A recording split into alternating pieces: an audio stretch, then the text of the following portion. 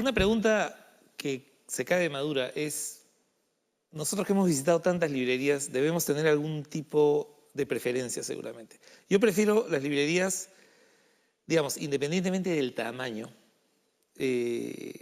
prefiero las librerías donde los libros pueden ser vistos libremente, digamos, sin gente alrededor, sin nadie que te vigile, ¿verdad? Sí, de sin una manera muy embolsados. ofensiva y sin embolsados. Sí, ese es ¿verdad? para mí. Y con precios, ¿verdad? Así es. Tener una librería de poesía en Lima, una ciudad donde la gente que lee poesía no es tanta y que compra es menos, es francamente para beatificarlo, ¿no? Prefiero novela o cuento corto. No soy muy de poesía, me gusta más la novela y la narrativa. Pero por trabajo tengo que leer ensayo, tengo que leer mucha documentación, si se quiere, que es otro tipo de, digamos, de lectura. Pero sí, me paso todo el día leyendo, la verdad. Prefiero las librerías que tengan librero, o sea, una persona que esté ahí, que sepa lo que está vendiendo, que conozca los libros, que te asesore, que te converse un poco, hasta que te chismee un poco sobre lo que está pasando en el mundo literario. Habían dos elementos, ¿no? O sea, sobre todo para hacer la escuela. El primero era no se puede enseñar a escribir, ¿no? Porque igualmente iba yo a tener el primer crítico o comentarista diciéndome, bueno, ¿a qué escuela fue Dostoyevsky? ¿A qué escuela fue Kafka? ¿A qué escuela fue, no sé, Rimbaud?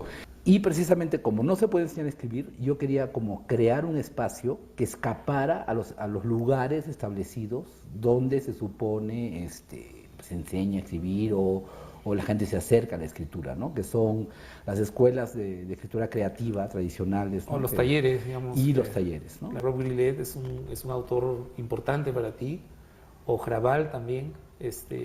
Pero claro, yo te podría preguntar qué te conectó con ellos, ¿no es cierto? Bueno, Rob Grillet no es un autor importante para mí, pero por al revés, por odiarlo.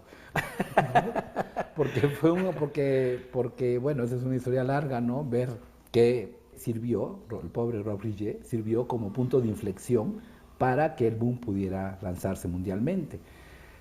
Nos hemos olvidado cuando hablamos de, no sé, los movimientos literarios latinoamericanos, los vemos muchas veces de manera autónoma y no sabemos qué estaba pasando en Europa, donde después de la derrota de la Segunda Guerra Mundial se necesitaba una literatura determinada. Y justamente la que estaba haciendo Rob Grillet o Perec o Claude Simon, Nouveau Roman, etcétera, pues estaba yendo de alguna manera a reflejar esa tragedia, ¿no? Esa destrucción, ese no ir más. Los 80 también es la década de tu primera novela, que después, digamos, has dejado de reconocer o de considerar como parte de tu obra, tengo entendido. ¿Cuál? Mujeres de Sal. Ah, no. No, pero... Bueno, cuando voy a la casa de alguien y si encuentras veo, el libro. Sí, me lo robo y lo destruyo. Pero no. Creo que leer tus libros, en cierta medida, le impone un reto al lector. La lectura de tus textos, en el sentido de que es este tipo de texto que te plantea la lectura también como acto creativo, ¿no? Y en eso es donde encuentro yo el nexo con la vanguardia. No, sí, pero el problema de la vanguardia, de las vanguardias literarias, pues es que sacrificaron el mensaje, ¿no? Un reciente viaje a Chimbote me reveló la existencia de Ítalo Morales y este libro tan interesante que se llama El aullar de las hormigas, un libro de microrrelatos, que ya sabemos que es un riesgo escribir microrrelatos porque, digamos, o se confunde con el poema en prosa o cae en el cliché o en el lugar común, pero este es un libro realmente con textos estupendos. Algunos se aproximan al aforismo, otros se aproximan efectivamente a un mini relato con núcleo dramático, personaje, con nudo, con desenlace. Enrique Planas no necesita presentación, es un autor que ya tiene pues, casi 20 años de trayectoria. Y aquí publica una selección de textos que giran en torno a la paternidad. Es el padre Planas ahora. Es el padre Planas, Planas con biberones y pañales al costado, pero también es un libro sobre todos los temores, los miedos, las contradicciones y la nostalgia que encierra la paternidad. Planas enfrenta a la paternidad también desde su posición de hijo.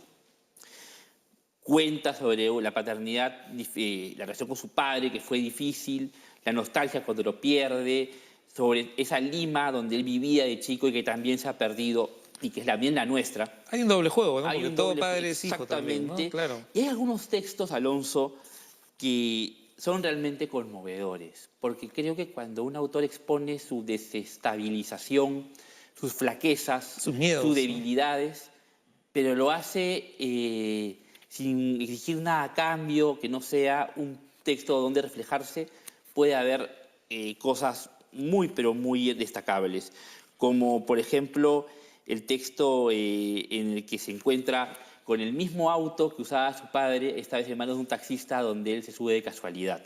Que es muy intenso, y también es muy intenso este tema del perdón anticipado que debemos pedirle a nuestros hijos por nuestros errores.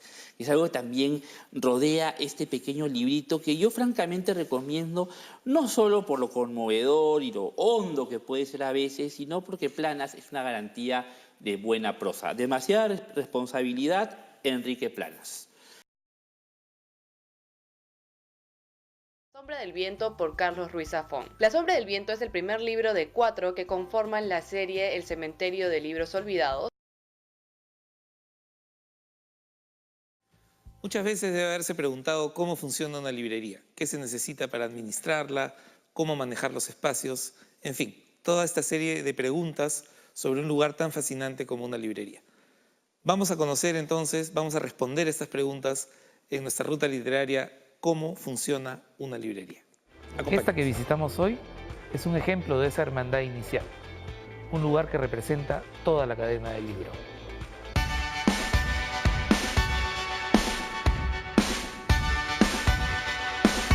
Más allá de eso, para quienes amamos los libros, pocas experiencias son tan gratas o tan emocionantes como la de ingresar a una librería. Una librería no es tal si no consideramos a los libreros. Los libreros son los encargados de orientar al visitante. Más que un oficio, es un arte, pues el librero debe comprender las inquietudes e intereses de quien busca un libro para ser capaz de recomendarle uno. Y sabemos que si no acierta, probablemente el cliente no regrese. Estamos hablando de un auge aquí en el Perú, o sea, reciente. Exactamente. Más que auge, digamos, un despertar. Un despertar. Todavía no llega, no podemos hablar de auge, un despertar. Pero hay un desarrollo en otros países del continente ya de mucho tiempo. Mucho más largo, Claro, mucho más largo. O sea, realmente si rastreamos histórica, en el caso del español nada más, ya en la época del modernismo. Bueno, Gómez de la Serna quizás. Claro, también bajo ese influjo, desde finales del 19, principios del 20 ya hay una narrativa breve, ¿no? El mismo Vallejo también tiene prosa breve. Exacto. Lo que pasa es que en esa época nadie hablaba de microficción, o sea, no había un término para definir como género, digamos, ¿no? Claro. Es un término mucho más moderno. Exactamente. También hay mucha gente que piensa que por ser breve es fácil. Ajá, Exactamente. Se lanza y realmente no tienen ni idea de lo que es el género. Ya eso te das cuenta cuando eres jurado. Realmente es fácil caer en la poesía prosada a veces en vez de microficción, ¿cierto? Sí. Y eso explica también justamente que, digamos, esa tendencia es natural, porque creo yo que a veces la microficción en muchos casos se acerca más a la poesía que al cuento en sí.